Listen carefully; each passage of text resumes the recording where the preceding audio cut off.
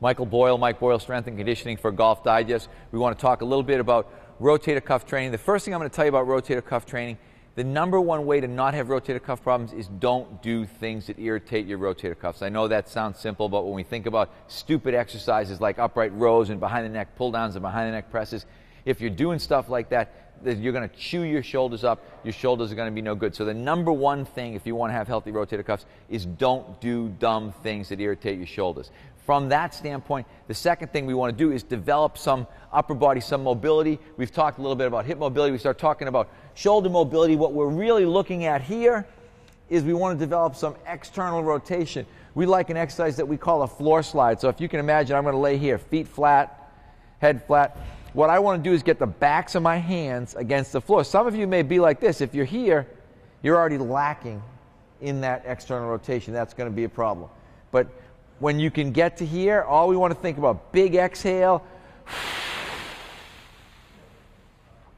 I like to think that I'm blowing my hands up. That's the vision that I want to get. Come back down, inhale through my nose. Big exhale through my mouth.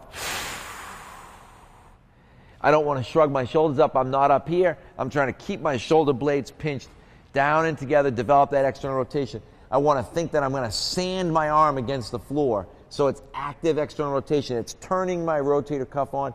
It's asking my internal rotators, my pecs, my lats, my subscapularis, to relax and lengthen out and let me get in this position. So this is a great exercise to start every day with. I don't care whether you're working out, whether you're golfing, whatever it is.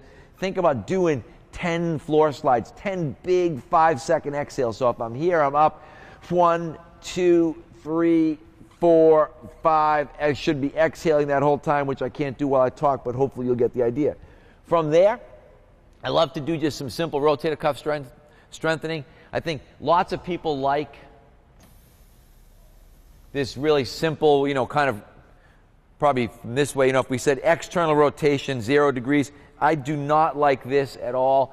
We want to be in this kind of 90-45 position that you'll see when we get up here. So if you look, and the Kaiser machines are great for this because you can get really small increments. So I'm going to be here. This would be 90-90. This would be 90-45. And I'm going to work on external rotation. Again, thinking I'm not up here.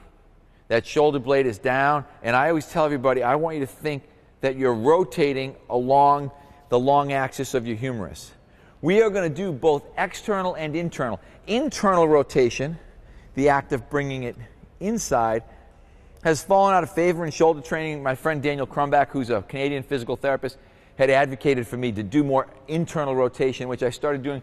My shoulders have felt significantly better. You can internally rotate more weight than you can externally rotate. External rotation, you're going to have to deal with really, really light weights. You can use bands. I like the Kaiser, but a band is going to be no problem. But think more about, like I said, this 90-degree abduction, about a 45-degree angle here away from your body, and getting that external rotation. Same position when you're getting internal rotation. So if you can develop some range of motion, some external rotation, which is this action right here, and then you can get some strength in internal and external rotation, but in a little more functional position, like that 90-45 position, it'll go a long way towards helping your rotator cuffs. Again, Michael Boyle, Mike Boyle, Strength and Conditioning for Golf Digest. Thanks.